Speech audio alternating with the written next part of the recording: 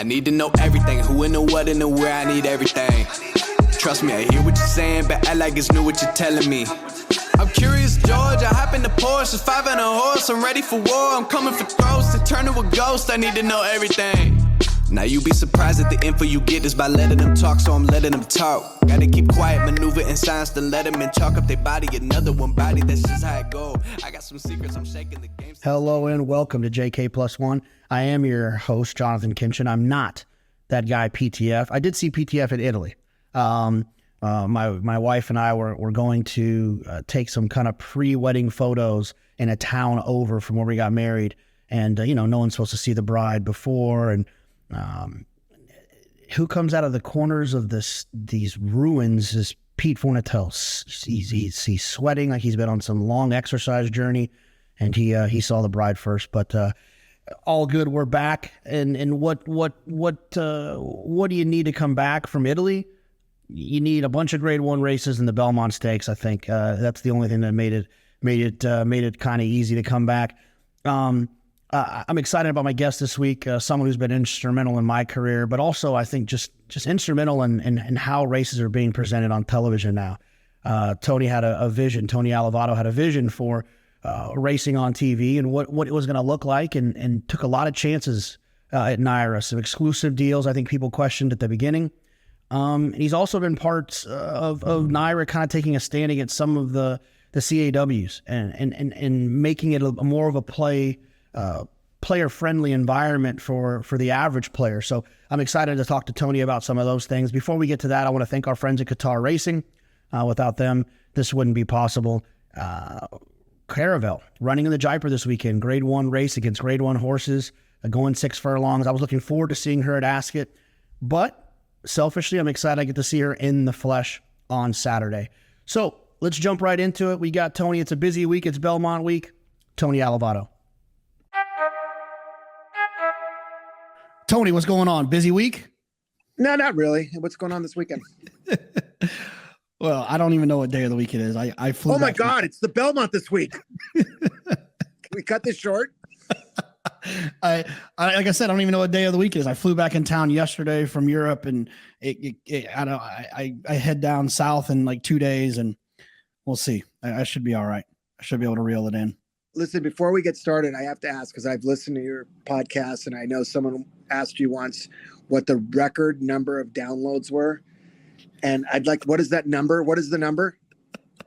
I don't even remember anymore. If you had to guess, like ballpark it. Maybe like 12,000, something. It just depends.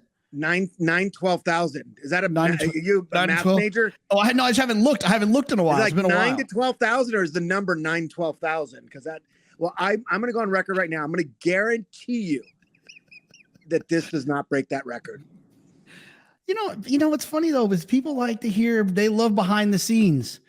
They love behind the scenes. Behind the scenes is always a lot of fun for people. And one of the reasons that I thought to have you this week was because, we don't have a Triple Crown, right? But we do have the Belmont Stakes, and it's going to be on Big Fox on Fox for the first time. And I couldn't think of anyone else to talk to about putting that deal together and making that happen. You've seen this entire relationship with NYRA and Fox from the beginning, and we'll go back to the beginning because I have lots of questions about how it all unfolded and some of the ups and the downs and the turns and stuff like that. But let's start where we are now. How did this deal come apart or come about where we have now the Belmont Stakes on Fox, where traditionally it's been on NBC? So this specific deal it's really been an evolution of where we were, say, in 2015 when I first got to NYRA to where we are now. At that point, we had 2 television partners, NBC and TVG. And now we've got 4 partners between NBC, TVG, Fox. TVG is now FanDuel TV, obviously, and Fox. And so when the Belmont rights came up, our first goal was to keep it on NBC because of, we wanted continuity within the Triple Crown, and the first 2 legs lived on NBC. So we worked with them to try and come together on a deal. We weren't able to, and then we negotiated with Fox, and they just really made a compelling, a really good pitch in terms of where they see the sport going, and not taking anything away from NBC because they've done an unbelievable job with the Triple Crown. But a lot of what Fox put in front of us in terms of pushing the gambling side of racing, as well as telling the stories that we've all come to love, I think that was really a tipping point for us, and one of the reasons why we went with Fox. And the ability to promote Naira Bets, which you'll see a lot of this weekend, came into play.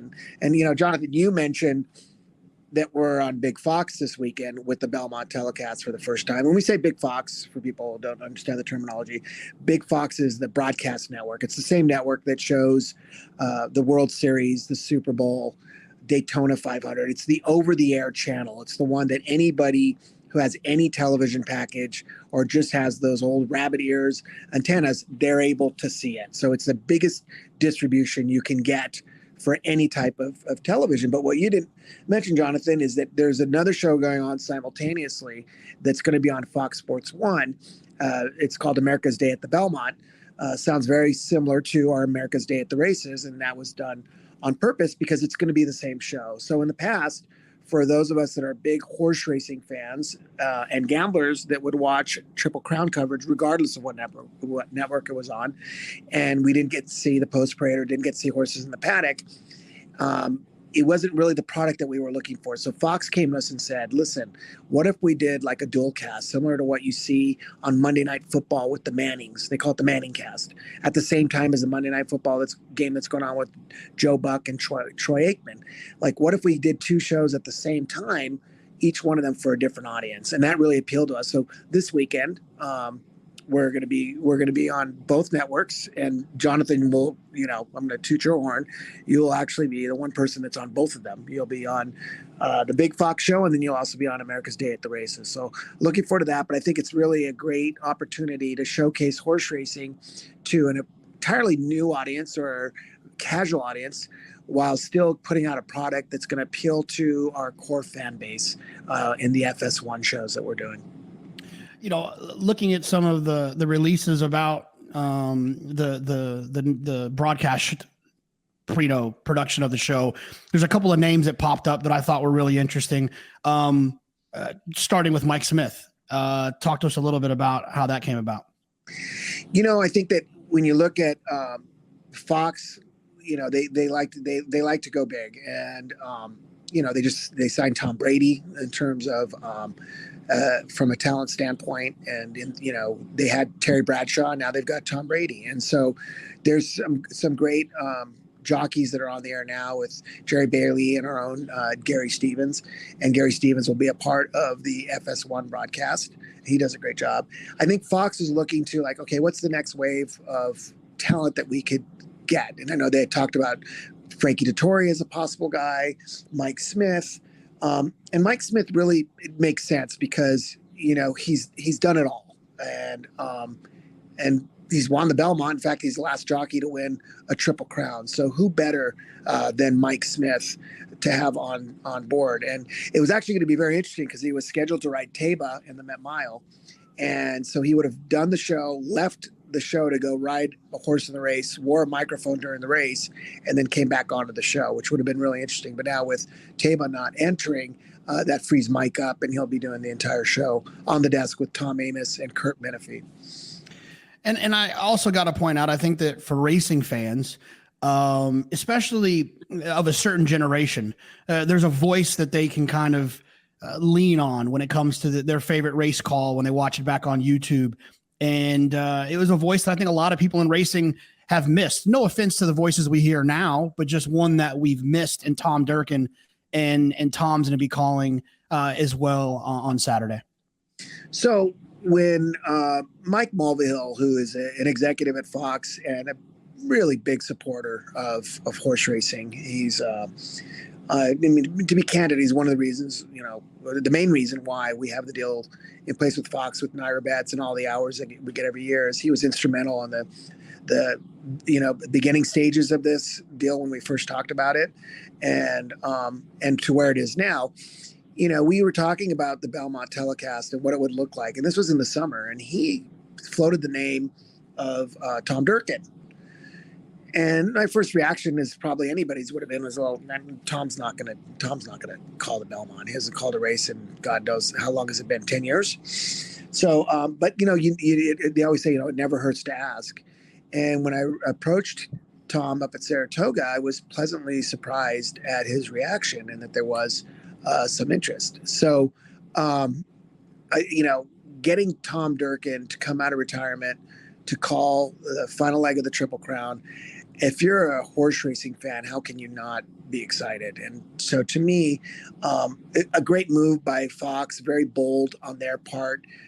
I feel like it gives them instant credibility, and I'm excited. I'm excited to hear him, and I think I could speak for you, JK, and say that you're excited to hear him as well.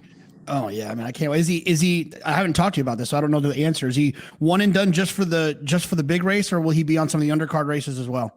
No, he's going to do the 4 to 7 hour Eastern time on Fox. So he'll be doing the Jaipur, the Met Mile, the Manhattan, and the Belmont. So he's doing 4 consecutive races, and he's working hard. He's been coming out here and practicing. He's been here for the last couple of weeks, and he's going to be terrific. He said to me, they say it's like riding a bike, but I'm finding it's not as easy as that.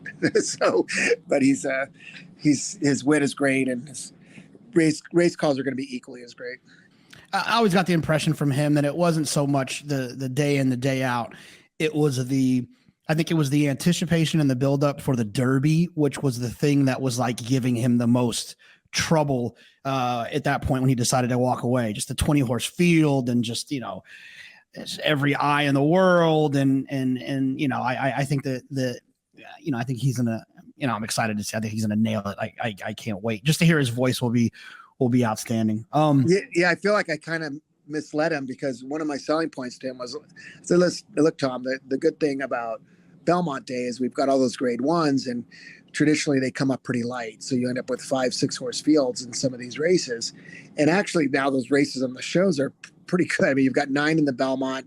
I think you've got 11 or 12 in the Manhattan, and they're pretty deep races. So I kind of feel like I misled him a little bit, but I know he's going to be great.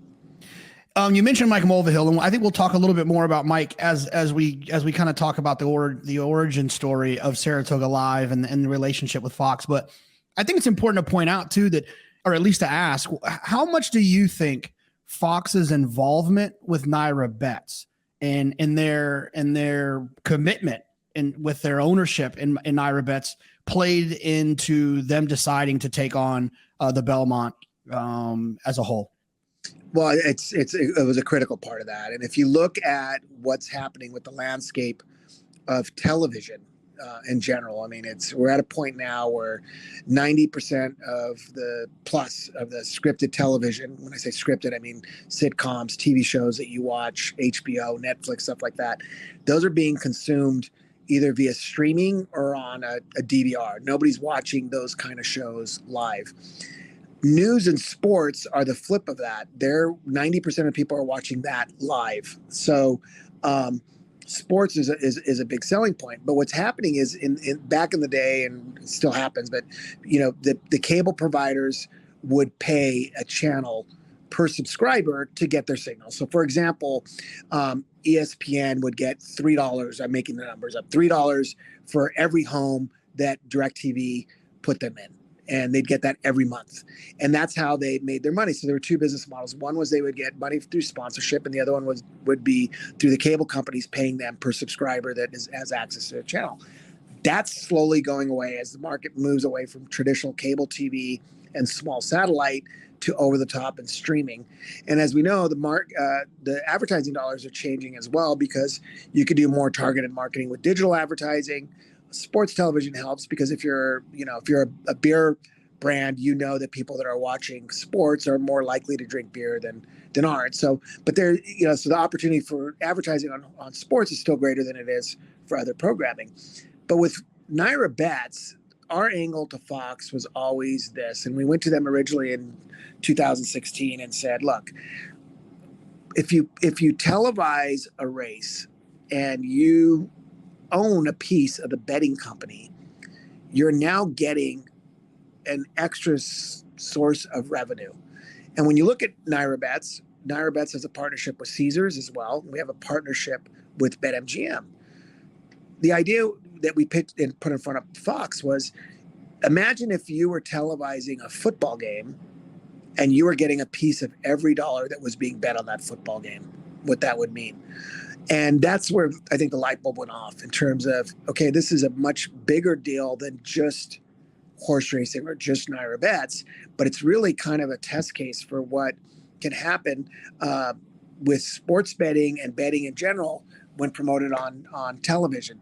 So on the telecast this weekend, what you'll see is a lot of promotion for Naira Bets, a lot of integration into the telecast in an attempt to try and drive signups. And those signups, those are new fans that we're bringing to the sport. And that's one of the main goals. It's one of the reasons why, JK, I know you're in the sport and why I'm in the sport. And we're very passionate about it, is because we want to see the sport grow. We want to see people get involved. And we believe that when you can tie in the beauty of the sport, the competition of it, the history of it, but also promote the betting side of it, which is so important, has been ignored so many times on the network level. We think that that's going to resonate with people out there.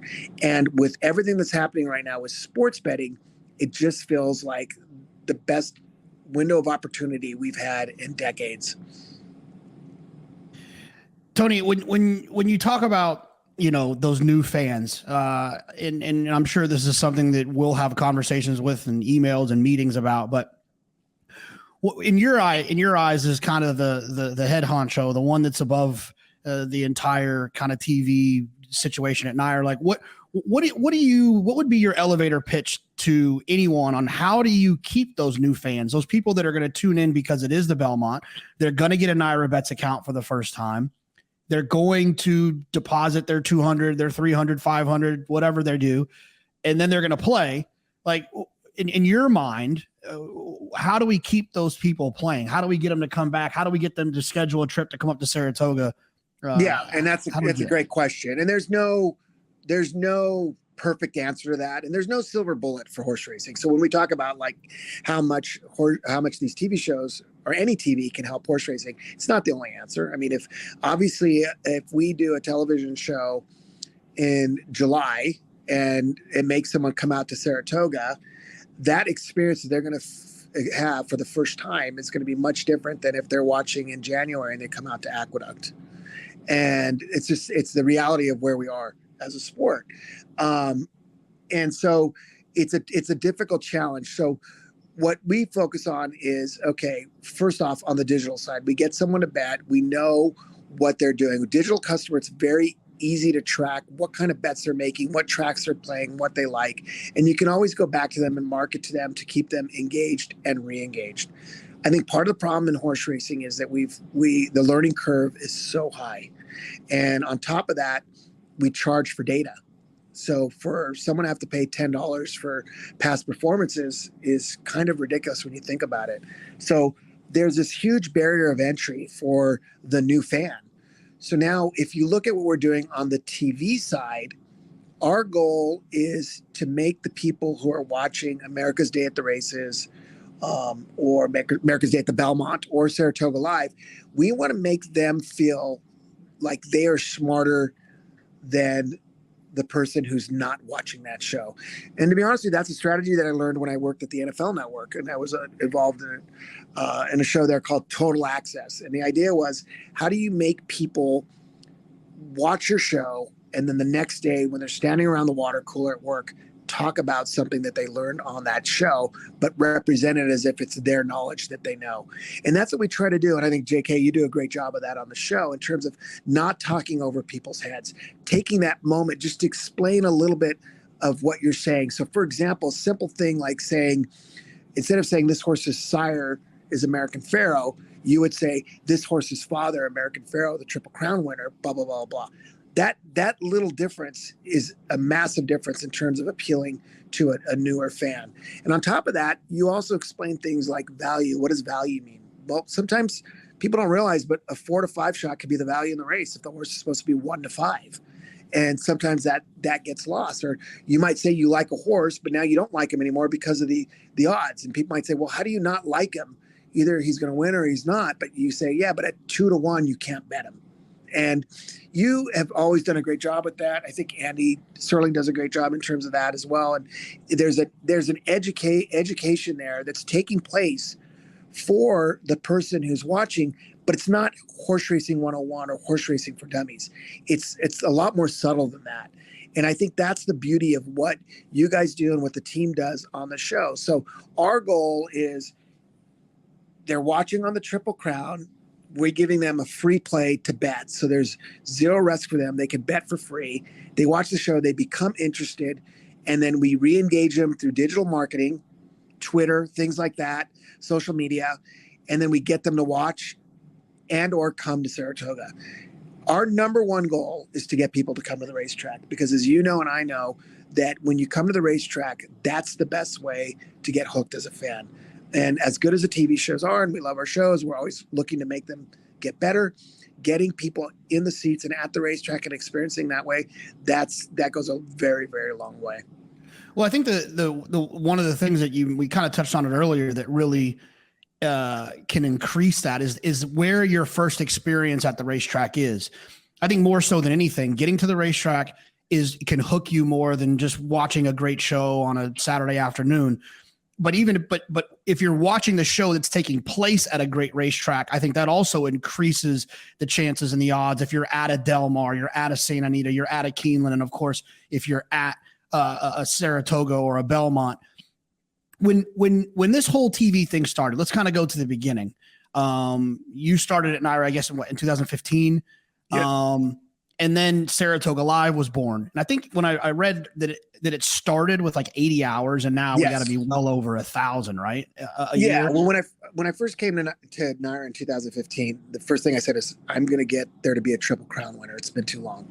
So I checked that off my list immediately. I take care of that happening. And then I said, you know what, we'll wait a couple of years and then we'll get another one. But you know, we originally launched NYRA Bets, and the idea was we wanted to enter the home wagering market. And unfortunately, NYRA was 14 years behind the national market. They had a good business in New York, but nothing nationally.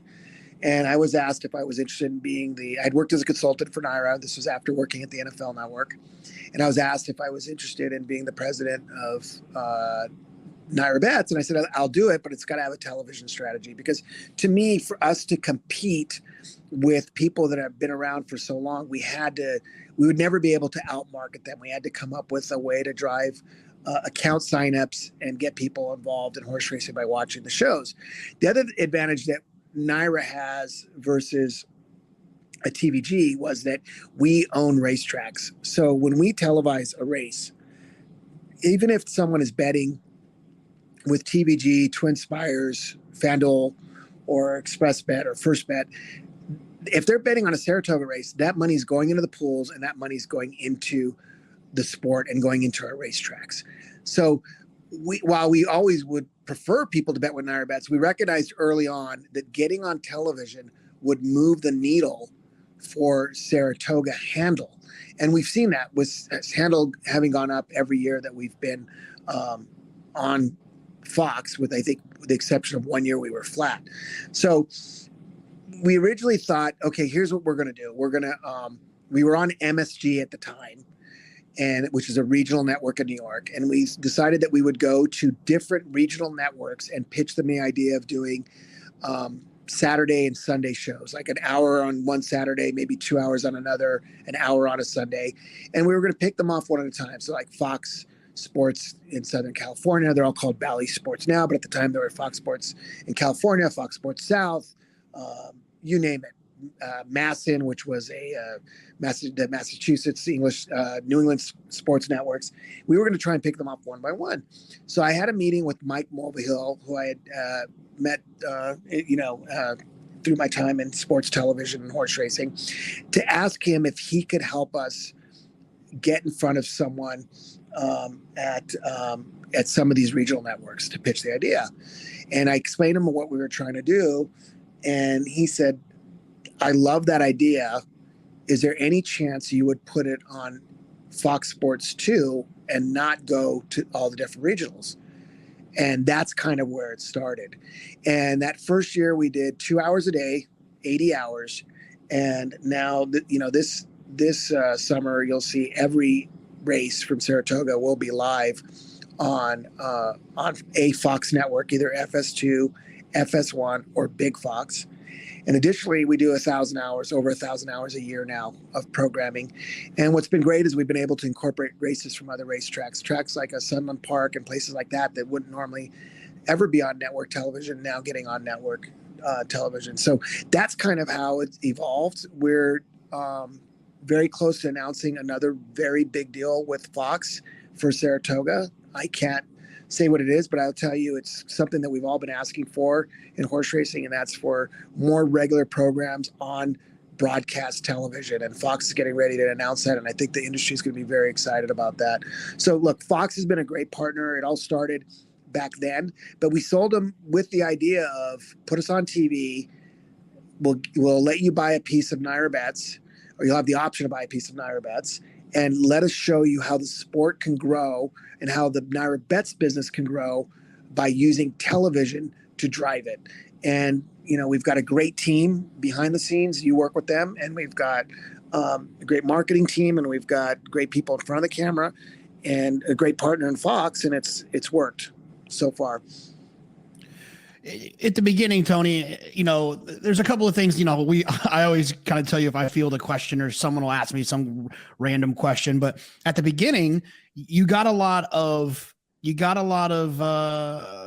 hate for the notion that we were going to become exclusive and we were only going to be on Fox or Fox Sports, and we weren't going to be seen on TVG. I mean, I get it, but for those who might not understand why that had to be the way that it was, could you explain it for us? Well, at first, I get that, but before we start, just one thing, like TVG does a great job, and I worked at TVG. I was there at the beginning of TVG, and it is an unbelievable challenge for their team to cover as many races from as many racetracks that they have to cover. And from a talent standpoint, JK, I know you can appreciate having to handicap. Imagine handicapping 8 to 12 races in an hour, and you're on for 3 to 4 hours. It's almost impossible. And their talent, their team does an unbelievable job doing that. But from our standpoint, we look at the New York Racing Association, and we believe that our content is the best content in the country. We have incredible racing. There are certain times of the year where certain tracks and there are certain days in the year where certain tracks have better content than us. We know that. But for the most part, when you look at Saratoga as a whole and the Belmont's spring and summer, we have great racing. So now when we put our product on a channel that has to show other races, there were times where we'd have a grade 1 race and there was no post-parade, and there was a race right before our race. And the next thing you know, if you're watching the network, they're coming to our track as the horses are loading in the gate. And for us, we felt like we would benefit from more wall-to-wall coverage of our races. And so that's why we did it. But when we went to Fox and negotiated with them, Fox said, we'll do this and we'll pay a TV rights fee, which nobody in horse racing was getting paid for, with the exception of the Triple Crown. They said, we'll pay you a TV rights fee for your content, but it has to be exclusive. It's no different than when you watch the Cowboys-Redskins game or Cowboys-Washington Commanders game on a Sunday at 1 o'clock. That game is only on Fox. That game is not on Fox, NBC, ESPN, and CBS, because they've paid for the rights to that game. And that's unfortunately the way the business model works. But it also, from a positive standpoint, creates competition. So I, would argue that, TVG, NBC push us to do a better job on our shows.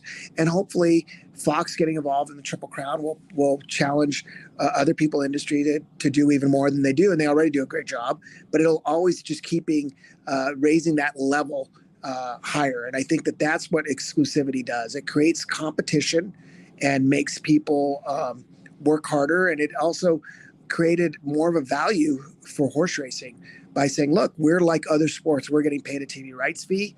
You've got to tune into a mainstream channel. Now, look, one of the complaints we get is that not every race is on. There's times when we'll get preempted for other sports. And that's where you've got to take the bad with the good, because, when we come out of a baseball game and we've got all these viewers that are watching baseball, we may have missed the first 2 races at Belmont, but we've now got a whole new audience that's there for 7 more races. And that's where the opportunity lies. So if Fox Sports 2 was just a horse racing network, it probably wouldn't be as appealing to us as the fact that it's a network that shows baseball, soccer, and other sports like that, college football. That's all very, very important. NASCAR, that's another one. Very, very important for us. Yeah, I mean, I've always loved that aspect. We've talked about it before, like the idea that there was a big baseball game on Friday night, and Saturday morning the bars open up. The TV was still on FS2 or FS1 from the night before, and next thing you know, there's some guy sitting at the bar waiting to meet his buddies, and he's suddenly downloaded the app and he's playing the early pick 5 at Belmont. That never would have happened. He never would have found that channel. Yeah, and I have to say, I'm still. It's I don't know if it's funny, if it's pathetic, but like if I walk into a bar and I'm not working and I see our show on a sports bar, there's something about it. It just really it means a lot to me. It's still, and I'm sure it's happened to you, JK, where you've walked in and you've seen the show on, and it's a great feeling, and it's nice because you're looking up at all these TVs in a sports bar, and we're right there next to all these other major sports. And that's because we're on a Fox network. Absolutely. Yeah. I mean, it's, and look, and I've done it a lot in my life, and I still do it from time to time. I'd have to go into a bar and ask someone, hey, can you please put it on, TVG? Because it's not you don't go into a bar in the middle of New York City and they just have it on. You got to kind of have to ask a lot of times. You have to ask a little bit less for FS2 because it could already be on a channel. It could already be on because there was a soccer, there's a Premier League game on that morning. They just left it on, so it's already there. Yeah, and I will say this, I think with TVG rebranding to FanDuel TV, I think that's going to help them in terms of getting some of what you're talking about and more mainstream distribution with the name change. And also to your point too, just to co-sign what you said. As someone who works on these shows, like when we get really busy sometimes and have 3 tracks, man, it's a lot. I can only imagine how they juggle, as many as they do. Yeah. Your time at TVG, what did you're obviously a huge racing fan already, but some of the things that you learned there that you kind of applied to your baby of America's Day at the Races and Saratoga Live. I think that it was just an incredible experience for me to work at TVG. And, we started, when I got hired at TVG, I was the first production hire. So I was literally in an empty building. We were trying to get funding. When we finally got the green light, we had to hire 110 people in 6 weeks. I remember when we were doing auditions, we had our general manager came from a morning news background. And so his philosophy was, we don't need any horse racing people. We'll just teach them horse racing as we go along. My philosophy was, we need a mix so that you can have the non-horse racing people asking the question that the regular sports audience or viewer would ask. And I think the thing that we started back then and have carried since then is, really with the talent, you just want to replicate the feeling that you're sitting in a box at the races with these people that you're looking at on the screen. So if I'm at home and I'm watching you and Lafitte and Andy and Tom Amos, it's like all of us are sitting in a box at Saratoga watching the races.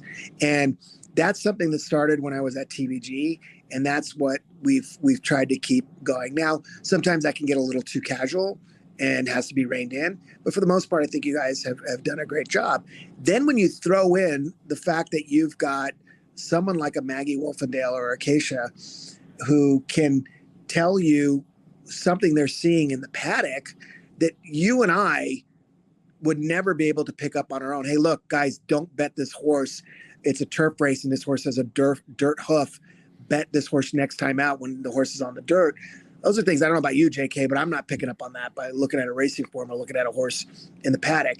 That you add that into it, and I think that's what that really has taken it to the next level. But at TVG, to me, what I really learned was, well, first of all, you're only as good as the team that you surround yourself with, and you want to have people that are passionate about the sport. And TVG has always had people that were very, very passionate and worked very hard.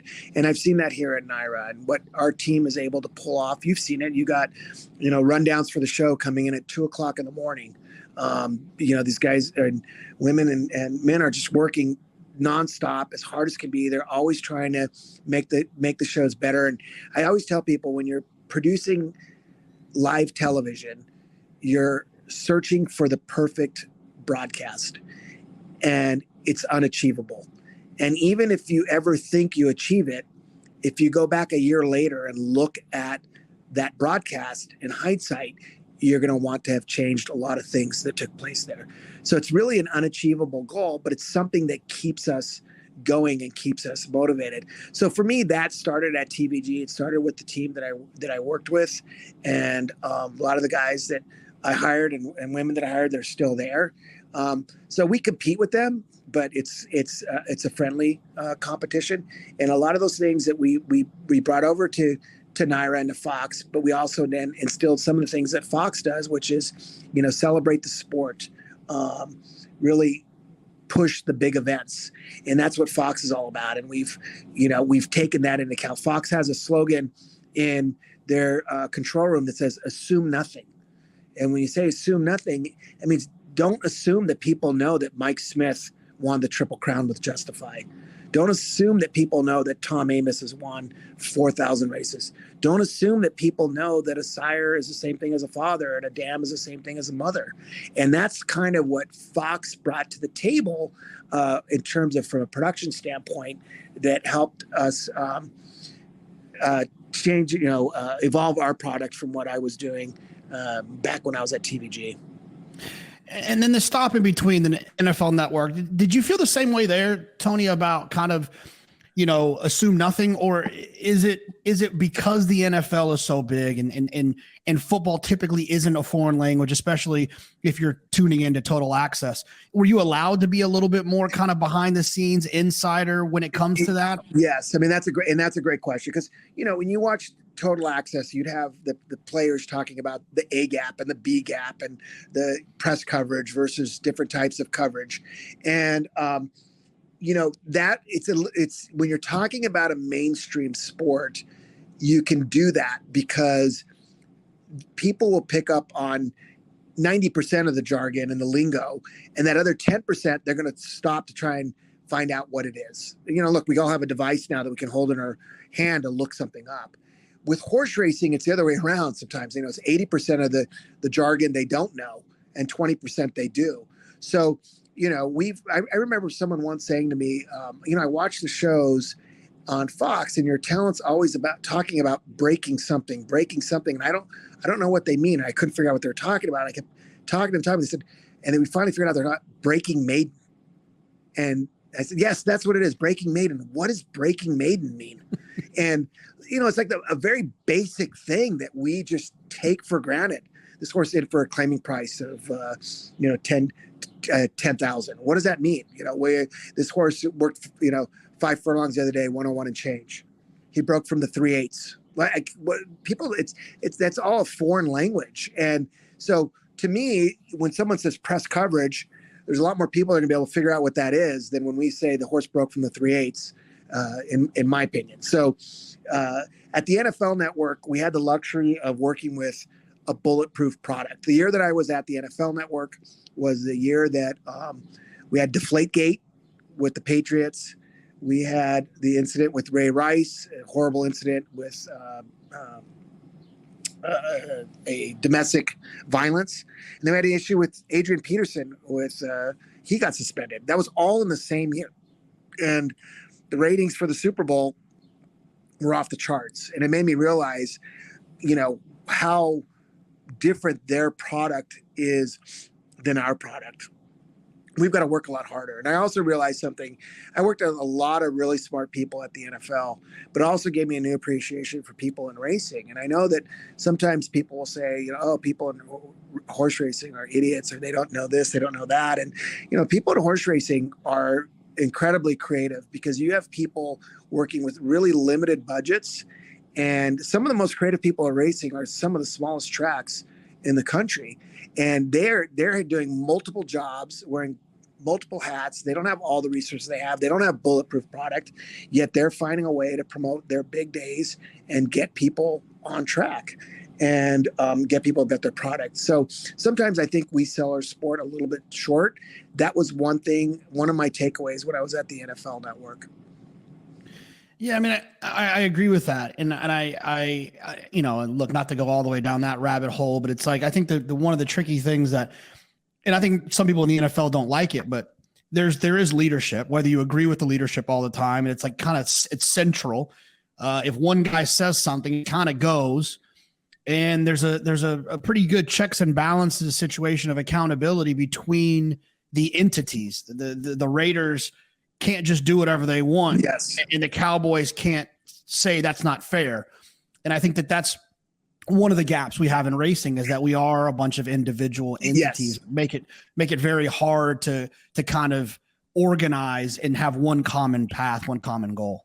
Yeah. I just had a 45-minute passionate, sometimes heated conversation with Mike Rapoli, who's been on your show and has expressed his views about the industry. And like I agree with a lot of what he was saying in terms of leadership within the industry. The problem though is that we're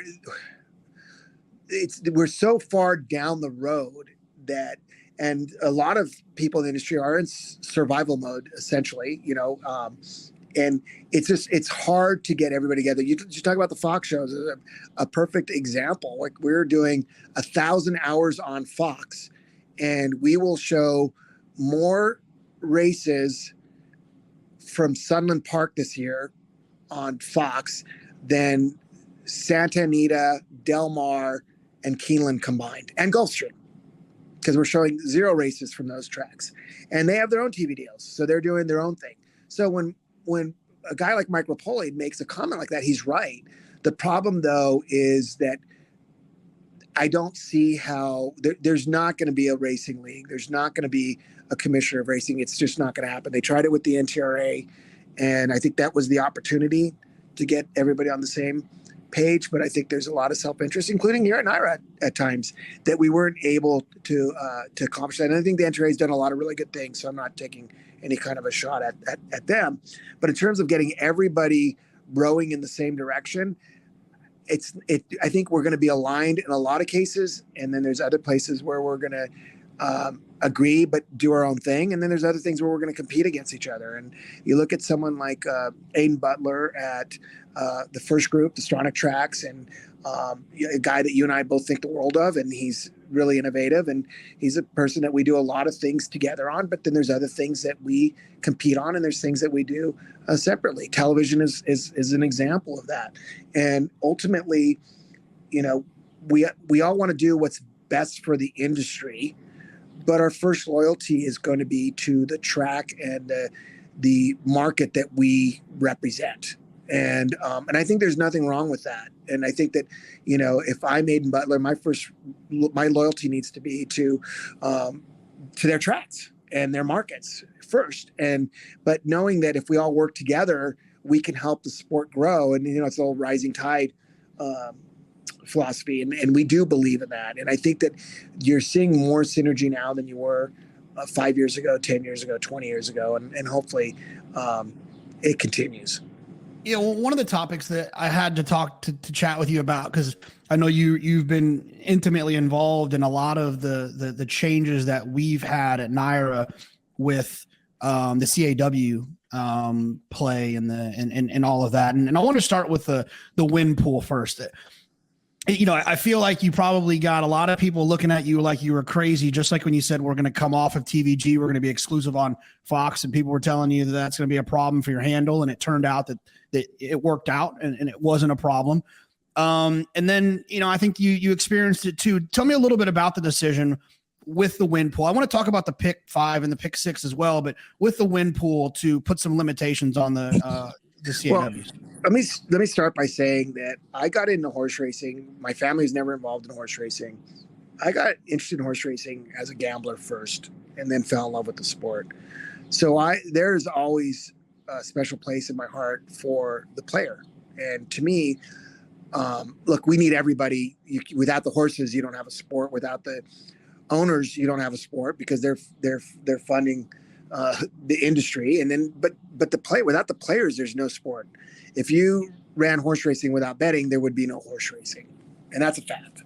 So we can never lose sight of that. And so for me, I pay very close attention to what's going on from a wagering standpoint and how it affects bettors. And now, we're not always going to be right.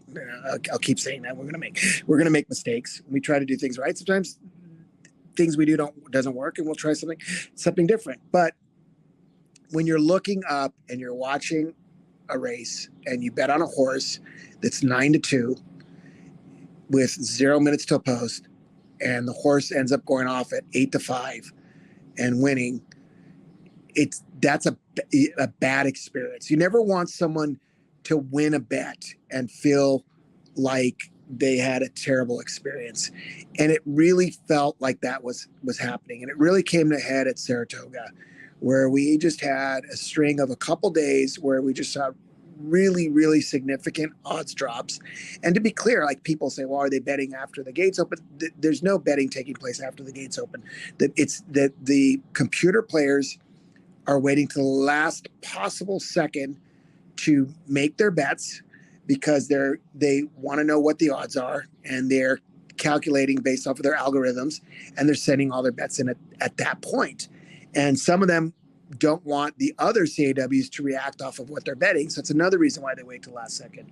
So we just said, enough is enough. This is a terrible experience, especially for the newer fan that's coming onto the track, and they are shocked when they see what their payout is compared to what they thought they were getting.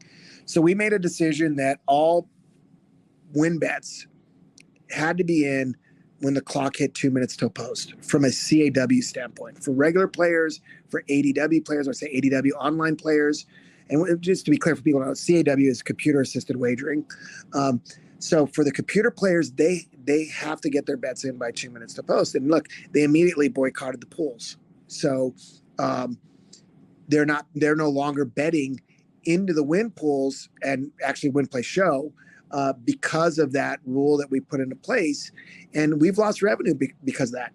But I'll tell you this, JK, we have not seen one significant odds drop in the win pool since we did this, was it 2 summers ago? Have they started? So they're still putting up, they still are saying no, they haven't slowly worked their way? Okay. No, they have not. So, and that's fine, because, there's plenty of other pools that they could be involved with. But for us, we've got to keep an eye on that, really the bread and butter of our core fans, and try to give them a product.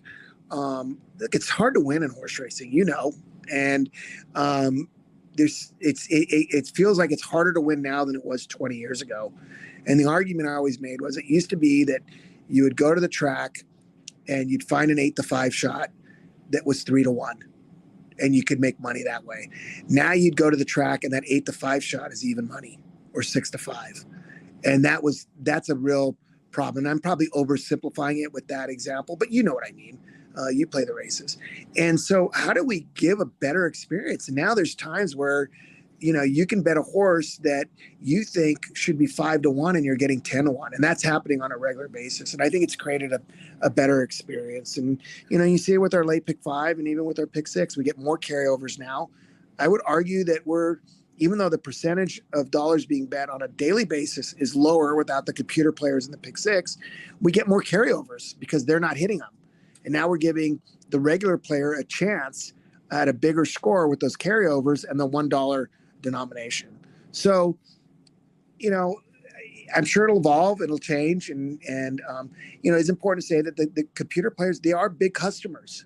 And they do support horse racing. There's a lot of money in the pools because of them, so that you're able to make $100 bet or a $50 exacta and not have it skew the odds. And that's because there's liquidity in the pools that those guys are providing.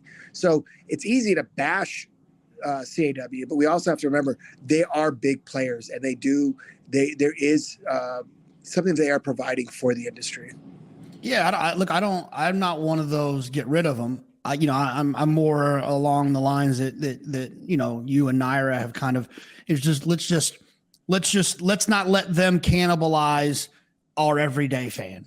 Yeah. Let's not let them make that guy who signed or girl who signs up on Saturday on Belmont Day and puts their free wager in and bets a horse and sees the odds change in the last second and says, "Whoa, I'm going back to fantasy. I'm going back to daily fantasy. This is weird." Yeah. Like there's levels to it. I think that you have to try to protect and the pick 5 and the pick 6.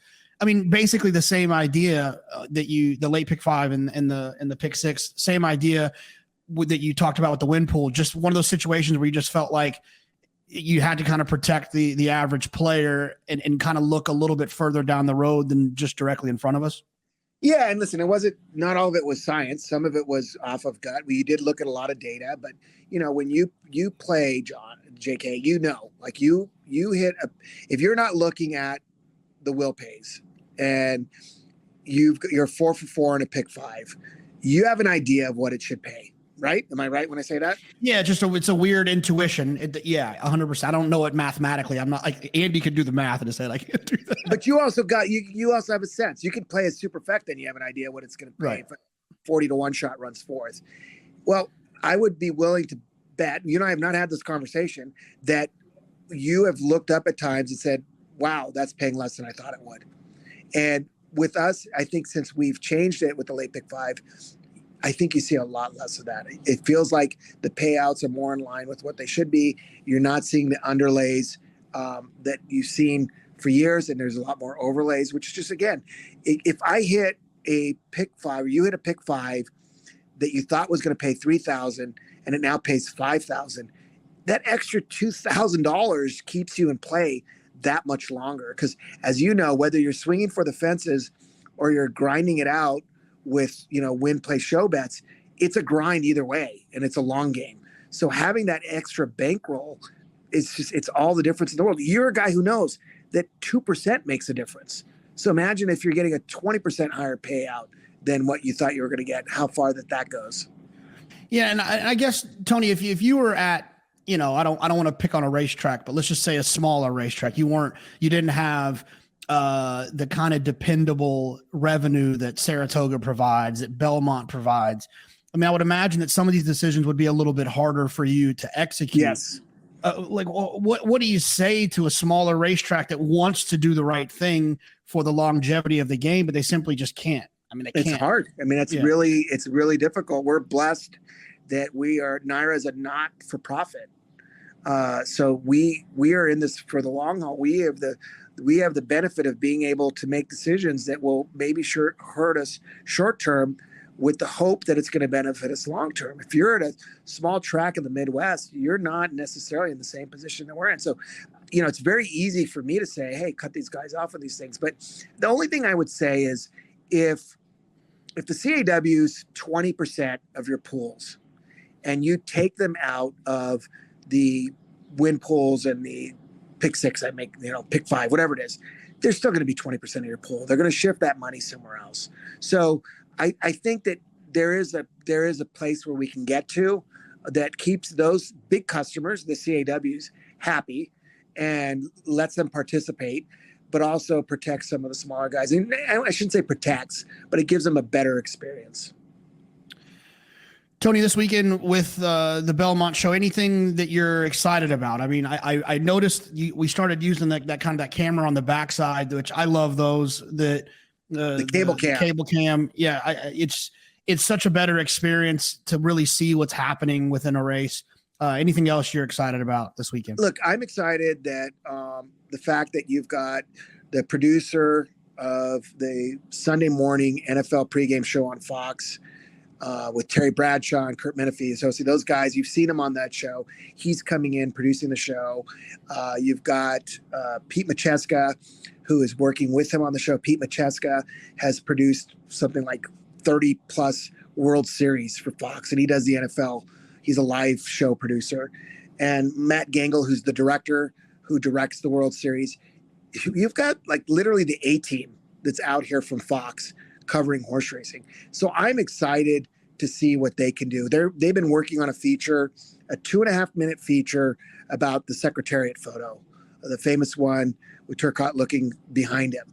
And they've hired 50 extras. They've created a set with vintage clothing and vintage typewriters and things like that to reenact the things that took place around the race and that photo taking place. And like, that's the kind of thing that is a big budget item for a 2.5-minute package. Like, I am so excited to see what that comes out like. And they've got a lot of things like this. They're bringing in a helicopter to provide aerial support. You know, they're really throwing out all the stops.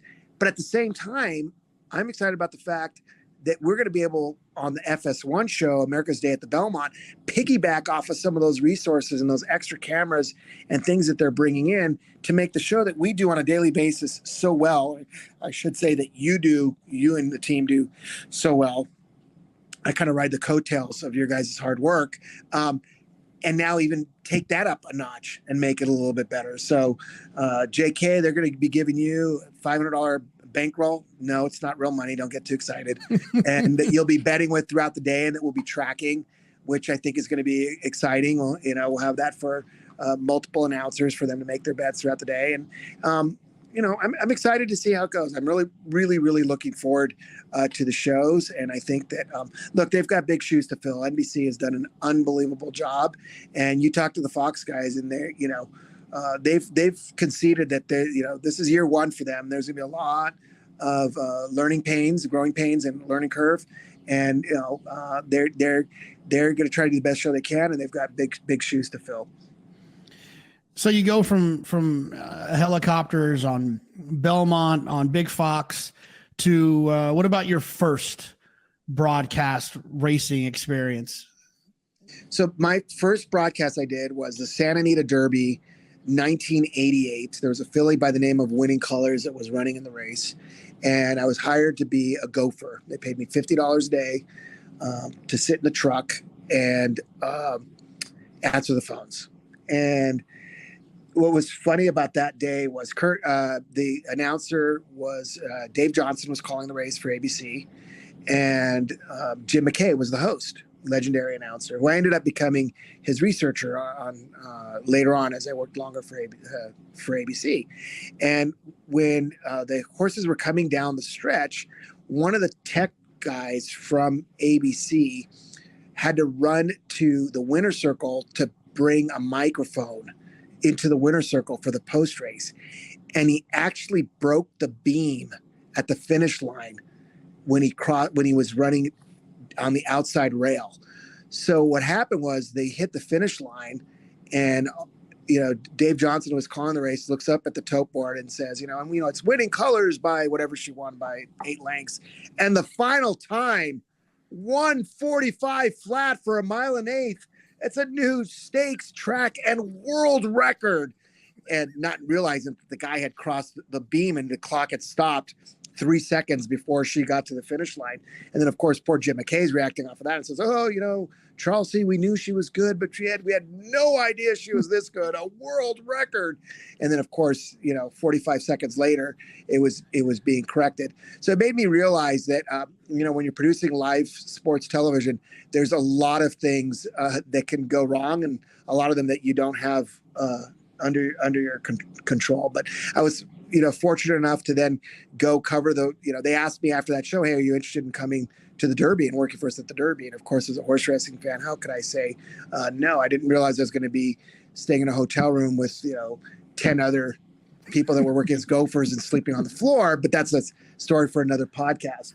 But that was for me to go to my first Derby to see a filly win it in Winning Colors, and years later to be working with Gary Stevens, the jockey who rode winning colors.